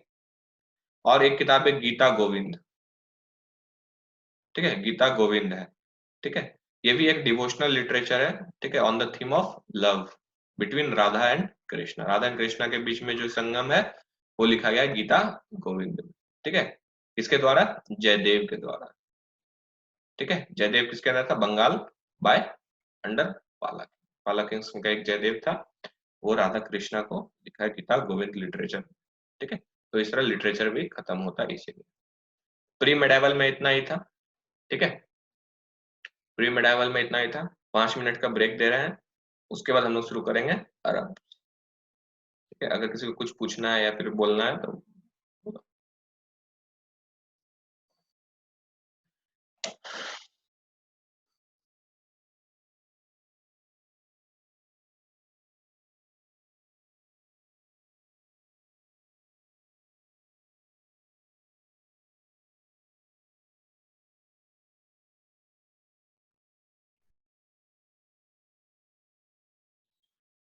चलो स्टार्ट करते हैं, ठीक है। अब की सब लोग हैं, ज्योति और अर्चना, तुम लोग भी क्वेश्चन पूछा करो, तुम लोग का क्वेश्चन नहीं आता है तो फिर हमको लगता है डाउट कि हम समझा पा रहे हैं कि तुम लोग समझ पा रही हो कि नहीं समझ पा रही हो, ठीक है। क्या है कि टेस्ट में तो लगता है कि नहीं समझी थी बहुत सारे चैप्टर्स, इसीलिए, ठीक है।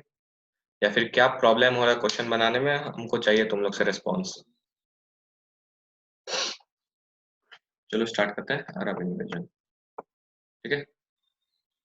अरब इन्वेजन का भी नोट्स जो है वो आ गया है वेबसाइट पे, ठीक है, क्लास नोट्स में।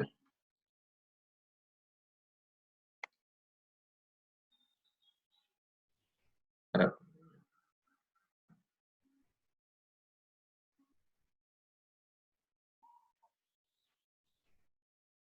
चलो ठीक है ज्योति, चलो स्टार्ट करते हैं हम लोग नेक्स्ट टॉपिक, ठीक है, अरब इन्वेजन। एक्चुअली मिडाइवल इंडिया यहाँ से शुरू हो रहा है, ठीक है, वो प्री मिडाइवल था। अरब इन्वेजन से एक्चुअली बोला जाता है कि आप लोग स्टार्ट कर रहे हैं मिडाइवल इंडिया, ठीक है। यहाँ से स्टार्ट होता है मिडाइवल इंडिया। अब क्या होता है, सबसे पहले हम लोग देखें, थोड़ा इंट्रोडक्शन देखते हैं, ठीक है, किस तरह अरब ने इन्वेड किया इंडिया को, कब किया एंड ऑल, थोड़ा देख लेते हैं।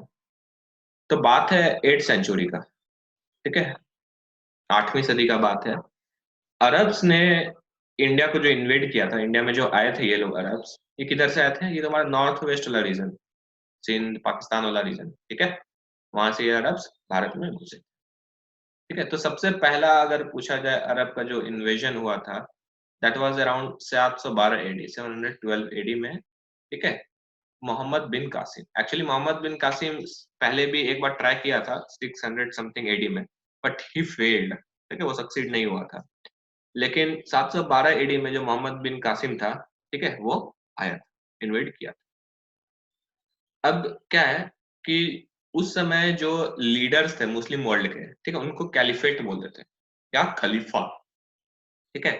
तो उस समय जो डायनेस्टी, मुस्लिम डायनेस्टी जो खलीफा थी, ठीक है, जो कैलिफेट थी, जो वर्ल्ड मुस्लिम को लीड कर रही थी, उनका नाम था उमैयद, UMAYYAD, उमैयद कैलिफेट, ठीक है।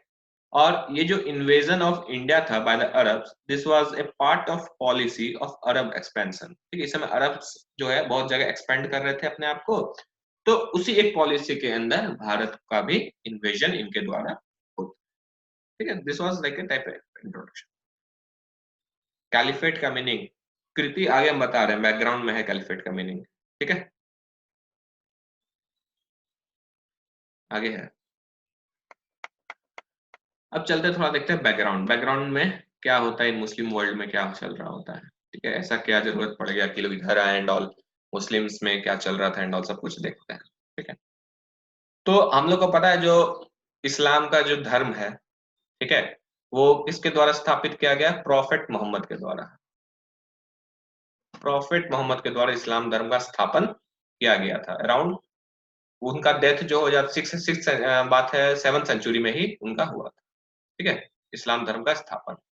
और 632 एडी में प्रॉफिट मोहम्मद का डेथ होता है, ठीक है। अब जो इस्लाम वर्ल्ड को जो लीड कर रहे थे वो तो प्रॉफिट ही थे, ठीक है। ऑब्वियसली अब प्रॉफिट जब नहीं रहे तो क्या हुआ, उनका सीट खाली हो गया, ठीक है। तो अब कौन रूल करेगा इस्लामिक वर्ल्ड को, इस्लाम को कौन आगे ले जाएगा, ठीक है। तो यहाँ पे उठता है कि अब जो इस्लाम को है, ठीक है, उसको लीडरशिप देना होगा, ठीक है। कोई तो लीडर बनना चाहिए इस्लाम का, चाहे वो रिलीजियस बेसिस पे हो, चाहे वो पॉलिटिकल बेसिस पे हो। यानी अब इस्लाम को चाहिए रिलीजियस एंड पॉलिटिकल लीडरशिप चाहिए, ठीक है।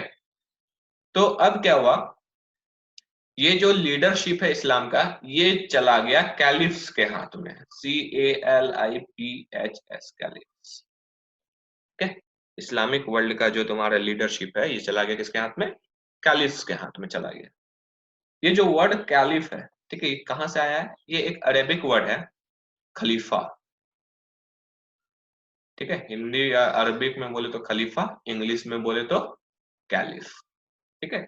खलीफा या कैलिफ एक ही चीज है, बस अरेबिक में खलीफा हो गया और इंग्लिश में कैलिफ हो गया। इसका मतलब होता है डेप्यूटी, इसका मतलब होता है डेप्यूटी, ठीक है। और कैलिफ जो एक तरह से टाइटल बन गया था, ठीक है, ये उनको ये टाइटल जो कैलिफ का या खलीफा का जो टाइटल है, ये उन रूलर्स को दिया जाता था, ठीक है, जो कि प्रॉफिट मोहम्मद के मरने के बाद, ठीक है, आए थे इस्लामिक वर्ल्ड को लीडरशिप प्रोवाइड करने। सिंपल बात है, इस्लाम का जो हाईएस्ट सीट ऑफ अथॉरिटी था प्रॉफिट का, उनके मरने के बाद जिनके पास भी पास हुआ, ठीक है, वो अथॉरिटी अराउंड 632 से 631 एडी, उनको हम लोग बोलेंगे कैलिफ या फिर खलीफा, ठीक है। तो जब प्रॉफिट मोहम्मद का डेथ हो जाता है, ठीक है, तो इस्लामिक वर्ल्ड खाली रहता है, ठीक है। अब उनके जगह जो आते हैं वो कैलिफ कहलाते हैं। लेकिन ये कैलिफ बनते कौन है, ठीक है, ये कैलिफ का जो टाइटल है, खलीफा जो बनते हैं, ये लोग कौन बनते हैं, ठीक है, क्वेश्चन ये है। तो जब प्रॉफिट मोहम्मद फाउंड किए थे इस्लाम, तो वो अकेले नहीं थे, ठीक है, उनके साथ कुछ फॉलोअर और कॉम्पेनियंस थे जो उनके साथ इधर उधर घूम के फैलाते थे इस्लामिक धर्म को, ठीक है। तो उसके बाद क्या हुआ, 4 कैलिफ करीब करीब आते हैं, ठीक है, तुम्हारे प्रॉफिट मोहम्मद के बाद। तो ये सारे जो कैलिफ्स आते हैं प्रॉफिट मोहम्मद के बाद, ये लोग कॉम्पेनियंस थे प्रॉफिट मोहम्मद के ही, मतलब उन्हीं के दोस्त थे, उन्हीं के साथ रहते थे, ठीक है, कॉम्पेनियंस ऑफ प्रॉफिट थे। तो 661 में, ठीक है, 661 में आते हैं उमैयद कैलिफेट, उमैयद डायनेस्टी के लोग खलीफा बनते हैं। और उमैयद कैलिफेट जो है, ठीक है, ये इस्लामिक वर्ल्ड को जो रूल कर रहे थे इनके अंदर, that was from 661 to 750 AD. इस दौरान पे जो था उमैयद कैलिफेट का पूरा इस्लामिक वर्ल्ड और अरब्स पे राज चल रहा हो, ठीक है। उसके बाद क्या होता है, जो उमैयद डायनेस्टी है, ठीक है, ये पूरा इस्लामिक वर्ल्ड को स्टेबिलिटी और प्रॉस्पेरिटी, ठीक है, दोनों देता है पूरा इस्लामिक वर्ल्ड को, ठीक है। फिर जब एक्चुअली इनका पतन हो जाता है उमैयद कैलिफेट का, ठीक है, तो उसके बाद जो नेक्स्ट कैलिफेट आते हैं उनका नाम होता है अब्बासिद कैलिफेट। उमैयद के बाद आते हैं अब्बासिड कैलिफेट, अराउंड 750 से लेके 1258 एडी तक। इस डायनेस्टी का, अब्बासिद डायनेस्टी के लोग खलीफा बनते हैं और उनका साम्राज्य रहता है 1258 एडी तक, ठीक है। अब क्या हुआ, जब ये अब्बासिड डायनेस्टी जो रूल कर रहे थे, ठीक है, इस दौरान जो खलीफा लोग थे वो काफी कमजोर थे, ठीक है। अब कमजोर होने के कारण इन जो अब्बासिड खलीफा लोग थे, ये लोग क्या कर रहे थे, अपना जो उनका जो कंट्रोल था इस्लामिक वर्ल्ड पे, और जो सुल्तान जो इस्लाम का धर्म अपना लिए थे, ठीक है, जो सुल्तान, सुल्तान मतलब इंडिपेंडेंट रूलर्स, ठीक है, जो इस्लाम का धर्म अपना लिए थे उनके ऊपर अब्बासिद खलीफा का कंट्रोल नहीं रहता है। ठीक है, जिसके कारण क्या हुआ, बहुत सारे इंडिपेंडेंट रूलर्स यानी जो सुल्तान थे वो लोग अपना रीजन को इंडिपेंडेंट कर लेते हैं खलीफा से अलग करके। तो अब जो क्या होता है, अब्बासिद के टाइम पे लगभग लगभग समझ लो सारे जो इस्लामिक सुल्तान एंड ऑल ये लोग थे, ये लोग क्या हुआ, बस खलीफा को एज ए नाम का, एज ए सिंबॉलिक, जैसे president of India as a symbolic post है, उसी तरह से सिंबल था, यहाँ बस बोल दो सिग्नेचर करवा दो, लेकिन कोई ऑर्डर या फिर कुछ भी उतना वैसा इशू नहीं कर पा रहा था, वो लोग अपना पावर ही खो दिया था। तो ये लोग जो रूलर्स बोले वो खलीफा मान ले और बोल दे कि हाँ भाई ठीक है। जैसे इंडिया में क्या था कि अगर ब्राह्मण बोल दे कि भाई ये राजा जो है तुम्हारे लायक है तो लायक है, बोल दे नहीं लायक है तो नालायक है। उसी तरह खलीफा का काम था, बोल दे हाँ भाई हम अपना हाथ इस सुल्तान के ऊपर रखते हैं और उसको आदेश देते हैं कि जाओ तुम भारत पे राज करो। ठीक है, तो वो राज करने के लिए योग्य हो जाता था और पूरा इस्लामिक वर्ल्ड उस चीज को एक्सेप्ट कर लेता था। ठीक है, खलीफा का बात किया, अच्छा ठीक है चलो। और भले इस्लामिक वर्ल्ड में दूसरे रूलर एक्सेप्ट नहीं करे, लेकिन इस्लाम धर्म को फॉलो करने वाले जो लोग थे मुस्लिम्स, वो लोग खलीफा को एज ए सिंबॉलिक अथॉरिटी मानते हैं, मतलब सारे माई बाप जो है वो खलीफा ही है और उन्हीं का बात माना जाए।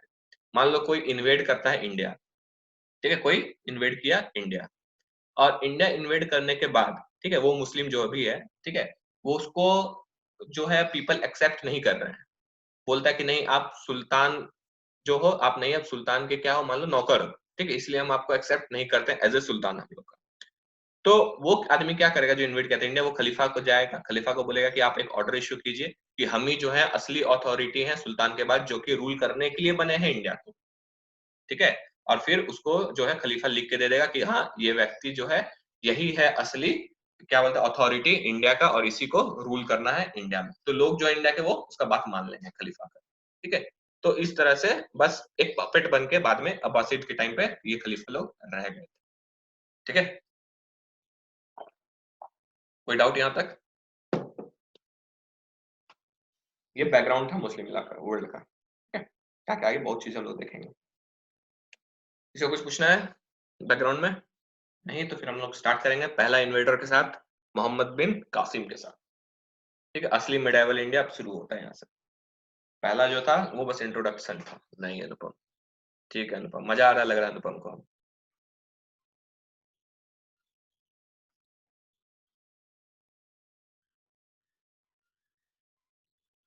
चलो ठीक है, अब हम लोग बात करते हैं अरब के इन्वेडर्स का। ठीक है, आज मोहम्मद बिन कासिम तक पढ़ेंगे हम लोग, उसके बाद छोड़ देंगे तुम लोग को। ठीक है, तो जो मोहम्मद बिन कासिम साहब थे, ये ठीक है, ये पहले रूलर थे तुम्हारे, इन्वेडर थे, सॉरी रूलर नहीं, ये पहले इन्वेडर थे इस्लाम के इंडिया में जो सक्सीड किए थे। ठीक है, तो बात है तुम्हारा 8वीं सदी का। ठीक है, 8th सेंचुरी का बात है, यानी 712 एडी के। जैसे कि पहले भी बताएं, जो उमैयद थे, ठीक है, वो लोग अपना पावर को काफी फैला चुके थे। ठीक है, इस समय 712 एडी में उमैयद कैलिफेट का था राज, और इस समय तक ये उमैयद कैलिफेट वाले लोग क्या कहते हैं, अपना पावर, अपना राज्य को, साम्राज्य को काफी ज्यादा एकत्रित यानी कंसोलिडेट कर लिए थे। ठीक है, और इस दौरान सबसे बड़ा मुस्लिम स्टेट बनता है, इनके समय में ही सबसे बड़ा मुस्लिम राज्य किसके टाइम में बनता है, उमैयद कैलिफेट के टाइम पे ही largest ever Muslim state has been created. ठीक है, लेकिन क्वेश्चन होता है कि अरब्स जो थे वो अट्रैक्टेड क्यों थे इंडिया की ओर? सिंपल है, Arabs were attracted by the wealth of India. Bharat में जितने पैसे थे वो कहीं भी नहीं था उस समय, इसीलिए अरब्स जो हैं वो अट्रैक्ट हो गए थे इंडिया की ओर। ठीक है, इसी बीच में जब हम लोग आगे देखेंगे, ठीक है, कि independent and rulers and all ये सब भी जो आ जाते हैं बहुत सारा लोग, ठीक है, आगे के जितने रूलर्स हैं, लेकिन जब उमैयद कैलिफेट एंड ऑल ये लोग थे, ठीक है, और मोहम्मद बिन कासिम एंड ऑल ये लोग थे, देखते हैं मोहम्मद बिन कासिम कैसे इंडिया को इन्वेट किए, क्या ऐसा उनके बैकग्राउंड में हुआ या कुछ हुआ जिसके कारण वो इंडिया आए। ठीक है, तो बात है इराक का। ठीक है, बात है इराक। इराक का एक गवर्नर था। ठीक है, इराक का एक गवर्नर था हज्जज, जो कि उमैयद कैलिफेट का ही अंडर था, उसी का गवर्नर था। ठीक है, इराक का हज्जज। तो हज्जज ने क्या किया, एक आर्मी को डिस्पैच किया। ठीक है, डिस्पैच दिस आर्मी, और उस आर्मी का जो कमांडर है, जो लीडर है, वो था मोहम्मद बिन कासिम। ठीक है, हज्जज जो गवर्नर था उसका, आर्मी का ये था, मोहम्मद बिन कासिम था कमांडर। ठीक है, तो जो पाकिस्तान का सिंध वाला इलाका है वहां पे पहुंचता है मोहम्मद बिन कासिम अराउंड 712 AD। ठीक है, और वहां के जो राजा होते हैं देबल, राजा देबल। ठीक है, विशिष्ट देबल। और देबल राजा जो थे वहां के, ठीक है, जो इलाका के, वो पड़ता है तुम्हारा सी कोस्ट के किनारे, समुद्र के किनारे। और उस एरिया को सिंध का मोहम्मद बिन कासिम जीत लेता है। ठीक है, तो कॉन्कर सिंध। ठीक है, और पूरा सिंध उनके हाथ में आ जाता है जब वो राजा दाहिर को हरा देता है। राजा दाहिर को हराने के बाद, ठीक है, पूरा सिंध जो है वो मोहम्मद बिन कासिम के हाथ में आ जाता है। ठीक है, लेकिन सिंध में जो टाइम पीरियड है मोहम्मद बिन कासिम का, उसका रूल का, ठीक है, वो सिर्फ 2 साल है। He ruled there only for 2 years। ठीक है, लेकिन जब वो आया था सिंध में, अपने साथ काफी अरब्स को भी लेके आया था। ठीक है, और इस तरह बहुत सारे अरब्स जो हैं, भले वो 2 साल के बाद चला गया हो मोहम्मद बिन कासिम, लेकिन अरब्स जो है वो सेटल डाउन हो जाते हैं सिंध में। ठीक है, और सिंध के जो लोकल पॉपुलेशन होते हैं, ठीक है, उनके साथ अपना रिलेशन को स्टैब्लिश ये लोग कर लेते हैं। ठीक है, इस तरह अरब्स का जो होता है सिंध में अपना गढ़ बन जाता है लगभग लगभग। ठीक है, स्टार्ट हो गया होता है बनना। आगे भी देखेंगे हम लोग कैसे कैसे पूरी तरह गढ़ बनता है। ठीक है, पूरा इंडिया गढ़ कैसे बनता है धीरे धीरे। ठीक है, तो ये था तुम्हारा मोहम्मद बिन कासिम का थोड़ा इंट्रोडक्शन। आगे देखते हैं और क्या क्या एडमिनिस्ट्रेशन कैसा था सिंध का, उसमें कासिम और क्या क्या काम किया है। आई थिंक क्लियर होगा यहाँ तक। कुछ पूछना है किसी को? एक पैराग्राफ और, उसके बाद फिर तुम लोग को छुट्टी दे देंगे, रोना मत कोई। ठीक है, अतुल स्पेशली तुम। ठीक है, अब जो 2 साल का जो टाइम पीरियड था तुम्हारा, ठीक है, 2 साल का जो तुम्हारा टाइम पीरियड था जिसमें मोहम्मद बिन कासिम जो है रूल कर रहे थे सिंध के ऊपर, ठीक है, उस टाइम उन्होंने काफी ऑर्गेनाइज किया था अपने एडमिनिस्ट्रेशन को। ठीक है, कासिम ने अपने एडमिनिस्ट्रेशन को काफी ऑर्गेनाइज किया। ठीक है, अब जो सिंध के लोकल पॉपुलेशन थे, वहां के लोकल लोग थे, ठीक है, जो भी वहां सेटल हुए थे, उनको जो है कासिम साहब बुलाते थे जिम्मीज। कासिम साहब उनको बुलाते थे जिम्मीज। ठीक है, जिम्मीज का मतलब होता है प्रोटेक्टेड सब्जेक्ट, मतलब वो लोग सब्जेक्ट है, ठीक है, जो कि किसके अंडर है, किसके प्रोटेक्शन के अंदर है, कासिम, मोहम्मद बिन कासिम के प्रोटेक्शन के अंदर कौन है, जिम्मीज है, यानी लोकल पॉपुलेशन है। ठीक है, लेकिन 2 साल में जो वो वापस चले गए थे, क्यों? क्योंकि जो खलीफा है, ठीक है, वही उनको वापस बुला लिया था। ठीक है, Qasim was recalled by caliph. ठीक है, लेकिन इसका ये मतलब नहीं है कि अरब का जो होल्ड है सिंध के ऊपर से वो खत्म हो गया। ठीक है, तो एक्चुअली सिंध के ऊपर अरब्स का फिर भी होल्ड बना हुआ रहता है, क्योंकि लोग तो वहां पे सेटल हो ही गए हैं, तो होल्ड तो है ही। ठीक है, लेकिन जो मुस्लिम्स थे, ठीक है, मुस्लिम्स थे इस समय अपना अथॉरिटी को, इस समय अपना अथॉरिटी को सिंध से आगे नहीं ले जा पा रहे थे। देखो, सिंध का जो पार्ट है वो पाकिस्तान वाला पार्ट है। ठीक है, अब अगर उसको अपना जो इलाका है बढ़ाना है मुस्लिम्स को, ठीक है, अपना इलाका प्रेजेंस बढ़ाना है इंडिया में, तो उसको राजस्थान क्रॉस करना होगा। राजस्थान में इस समय कौन था? प्रतिहारास थे, यानी राजपूत थे, प्रतिहारा किंगडम्स थे। तो उनको आगे बढ़ने के लिए प्रतिहारा यानी राजपूत को हराना पड़ेगा वेस्टर्न इंडिया में, तभी वो इंडिया में एंटर कर पाएंगे, नहीं तो सिंध में ही रह जाएंगे, पाकिस्तान वाला इलाका में रह जा पाएंगे। ठीक है, तो क्या हुआ, जो कॉन्क्वेस्ट ऑफ सिंध था, जो सिंध जीतना हुआ, वो किसी फर्दर कॉन्क्वेस्ट को तुरंत में नहीं तब्दील हुआ। होता है ना कि आप जीतते आ रहे हो, सिंध तक जीते, अचानक से राजपूत को हरा दिया, दिल्ली तक पहुंच गया, ऐसा कुछ नहीं हुआ। ठीक है, सिंध जीतने के बाद जो उनका कॉन्क्वेस्ट है वो थोड़ा थम गया। ठीक है, अब क्या हुआ, इस तरह जो तुम्हारा सिंध में जो लोग आए थे अरब्स वाले, ठीक है, जो तुम्हारा सेटल हो गए सिंध वाला इलाका में, उनका तो ट्रेडिंग अरब से था ही, उनका तो कनेक्शन था ही।